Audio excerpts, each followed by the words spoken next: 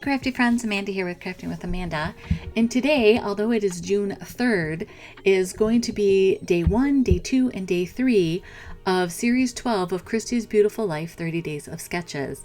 I love working from sketches. I fell in love with it years ago. It's funny, I always felt like it, at first, I always felt like it was too conforming, and then I realized you're just drawing inspiration from the sketches and kind of just getting a feel for, or even just taking one little piece of it and going in the direction you want. So here I've put day 1 sketch, which is by Kelly Hambrick Pyron. It's up in the corner here, and I believe she's like at RN Kelly Pyron is her Instagram feed, but I will have that information in the video description as well as for day 2 and day 3 sketch creators. And there will also be a playlist for everybody that's participating in these 30 days of sketches. But what I'm doing is for day 1, 2, and 3, I am finishing finally the last of my photos that I printed from our whole house reconstruction project in California. It's not the full reconstruction process, but I didn't print the end photos, as we can say. So I think those are going to be included in our moving out album, because we really didn't get to finish the landscaping before we knew we were going to have to move. And so then we went from, okay, everything's done, to now we're shoving everything into the garage so that we can stage the house, because we never really got fully unpacked. But anyhow, so what I'm doing to finish up these last photos is I've put them into pocket pages. So some of them have 4x6s openings that are horizontal, some are vertical. There are many 4x3 openings. And at first, I couldn't cut a photo. It just wouldn't happen. But now I've learned to cut the photo, cut these pocket page inserts that I'm creating, even cut those in half to have them bridge the gap, and your eye will fill in that gap when you're looking through your album.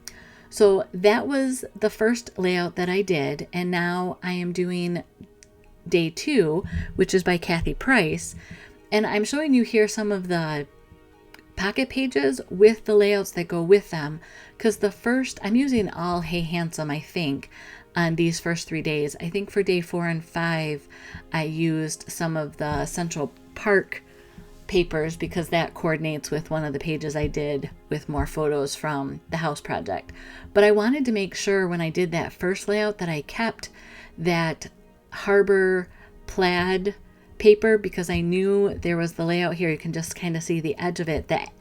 That's a featured paper in that. And so to kind of give some balance and symmetry to my book and the pages in my book, I knew that I wanted to have that. So again, I'm looking here on the day 2 sketch by Kathy. Words are hard apparently. And I love this corner element. I went ahead and rounded all of the edges on the gray cardstock. I am sticking with the harbor as the background. And then I had used that postage stamp frame for another project that I had, and I thought, oh, instead of doing like circles behind this upper corner piece, I'll just do that edge. And so I thought it was the right scale for this project. I had gone through my thin cuts and I had thought about doing just circle on top of circle, but again, the scale I felt was going to be too big, but the edge of this postage stamp was just perfect. So kind of a nod to think outside the box. I know the Twisted Sister videos are going to come out for the new idea book the first part of July, and I always love when people give me new ideas for how to use some of the products.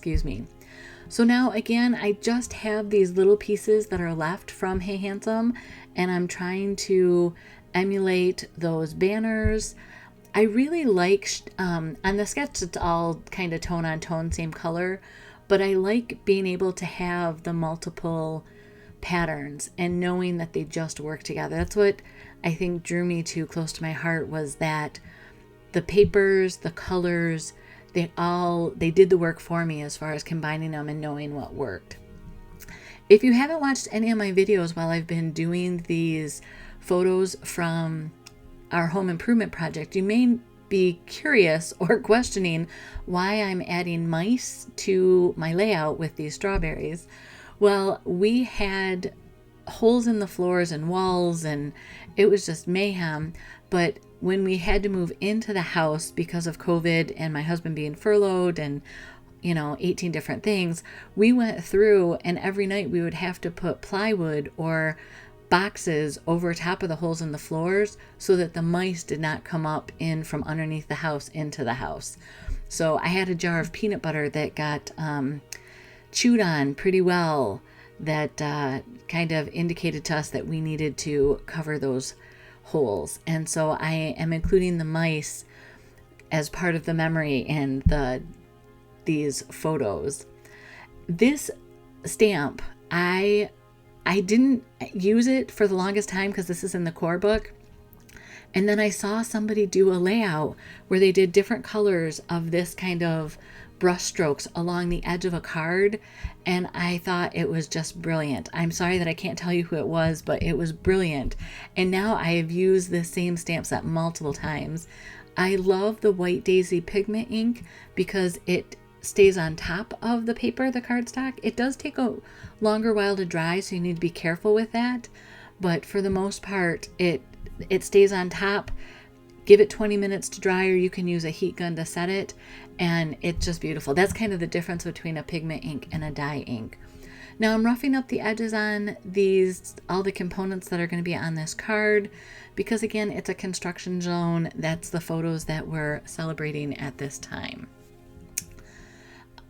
I do want to point out, so on the smaller scale of the 4x6, I find that I tend to be more literal in my interpretation of sketches. When I have a bigger, like either I'm taking a sketch and putting it on a double layout or even just a 12x12, I tend to take inspiration from it, but then let my photos lead the way.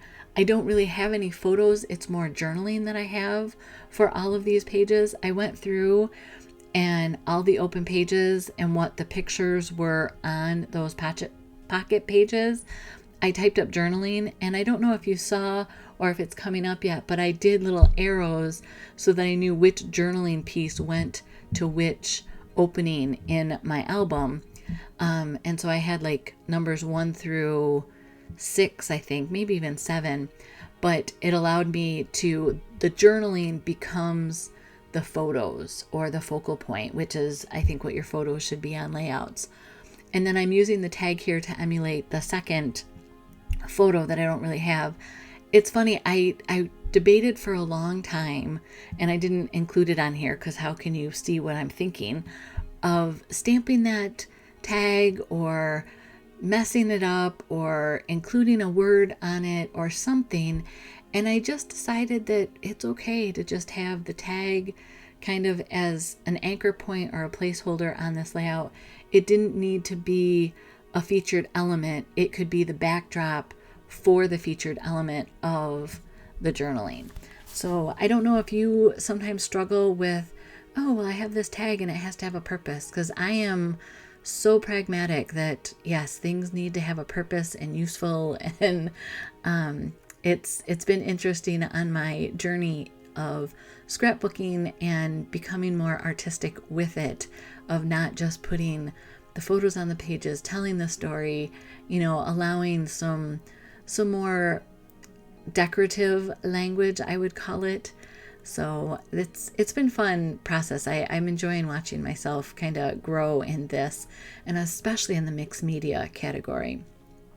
So this is what I'm talking about. There was 2 3x4 sections that were open for our next area. And so this sketch here by Lisa Shrowski, I believe, she has, for me, I thought this was the perfect sketch for this, because it's almost like you could divide this sketch in half and have a top or a bottom. I'm thinking that maybe I might do a slimline card with the same kind of layout. I just really like how the hearts with it all work. I end up using some stars, and that to me kind of helped bridge between the two pieces. You can use the same color cardstock background. I really did want them to be separate but connected, if that makes any sense. So the first one on the bottom is the Harbor cardstock with my little mouse helper holding the set of pliers. And then I'm using both the dark side or the real side of the paprika cardstock and then the back side of the paprika cardstock, which is lighter. Another uniforming thing that I'm going to do is I am going to use the white splatters on both of the backgrounds.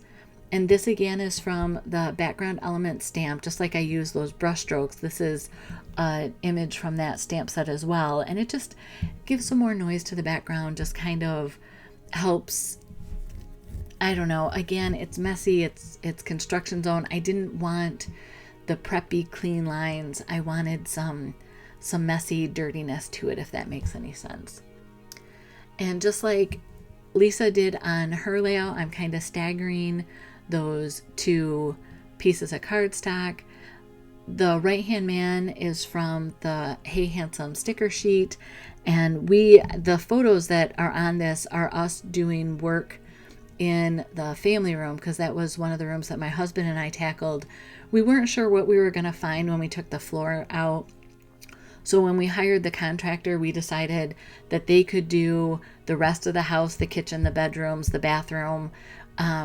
But the one bathroom that we kept intact and the family room, we kind of knew those would be ours to take on smaller projects, but also there were so many unknowns with the family room. We wanted to do that. My husband is very handy.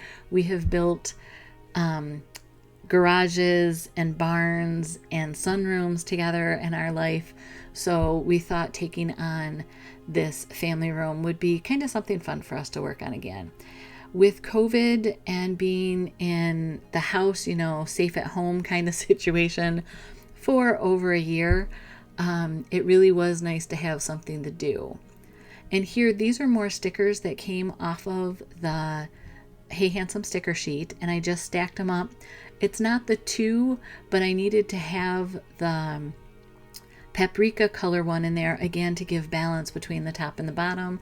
I have a different mouse on this one with holding the strawberry, but then the paintbrush is going to be there because I spent a lot of time going up and down the ladders, not only to mud and make smooth the joints and the new drywall on the ceiling, but also to paint all of it meticulously because there were beams in the ceiling of the family room and I had to paint around all of those. So here are sketches 1, 2, and 3. Be sure to check out the playlist for all of those that are playing along this month. Come back on Monday. I should have day 4 and 5. Have a great day. Bye-bye.